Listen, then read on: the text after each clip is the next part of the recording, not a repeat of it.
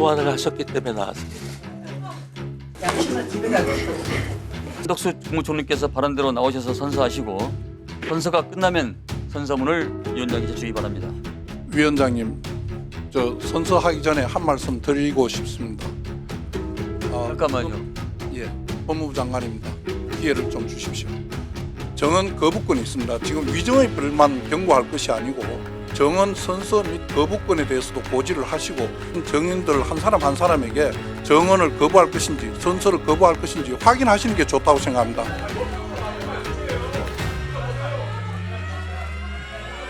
법무부 장관님 말씀을 참조해서 잘 실행하도록 하겠습니다. 자, 모두의 자리에 앉으시기 바랍니다. 위증의 벌을 받기로 맹세합니다.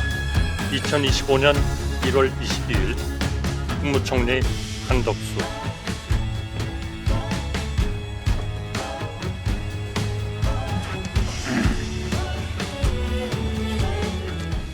이상민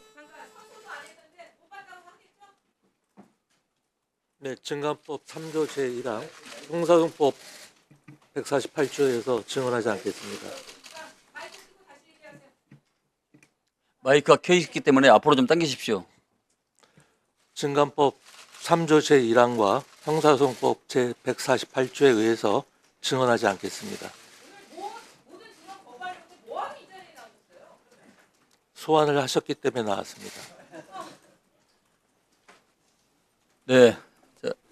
휴대전화를 교체하고 비화폰을 쓰고 동선을 다 숨겨도 추가 수사하면 다 꼴이 밟힐 거고요. 오늘 이상민 전 장관이 증언을 하지 않기로 작정을 하고 나오셨나 본데 증인의 증언 거부의 사유를 좀 합리적으로 추론을 해보면 진실을 말하면 내란 주요 임무 종사자가 될 것 같고 거짓을 말하면 위증일 것 같아서 거부하는 거다라고 볼 수밖에 없습니다. 형소법 제148조가 유죄 판결을 받을 사실이 드러날 염려가 있는 증언을 거부할 수 있다라고 하고 있어요. 결국에는 오늘의 이 증언 거부 자체가 이상민 증인의 죄를 인정하는 것이고요.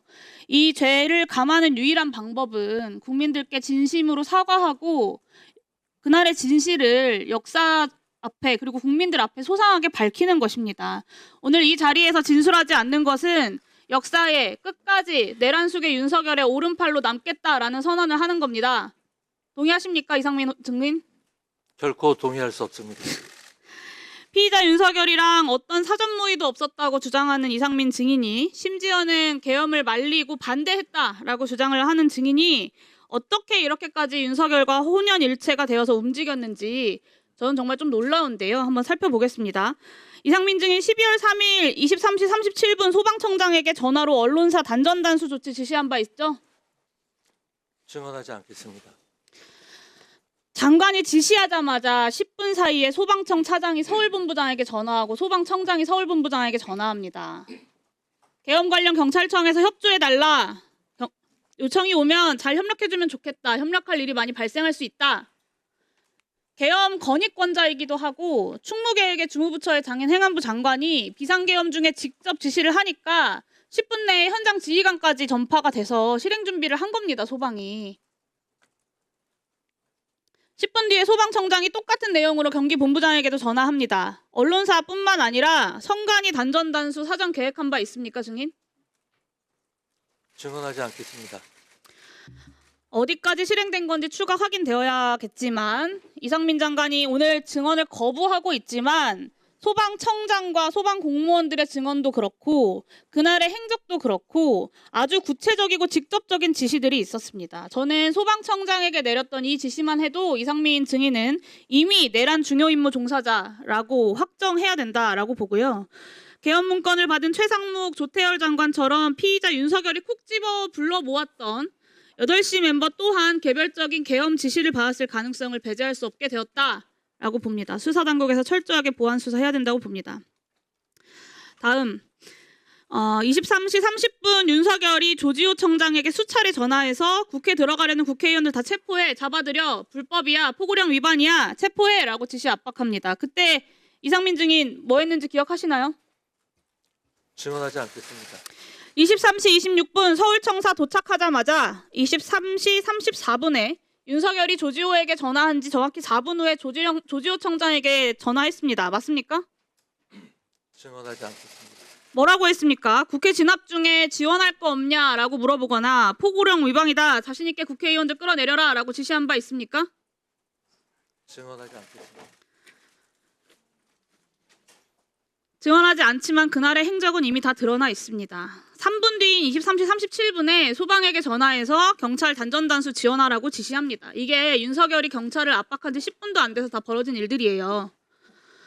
0시 30분에 윤석열이 이진우 수방사령관에게 전화해서 아직도 못 들어갔어? 본회의장 들어가서 4명이 1명씩 들쳐업고 나오라고 해!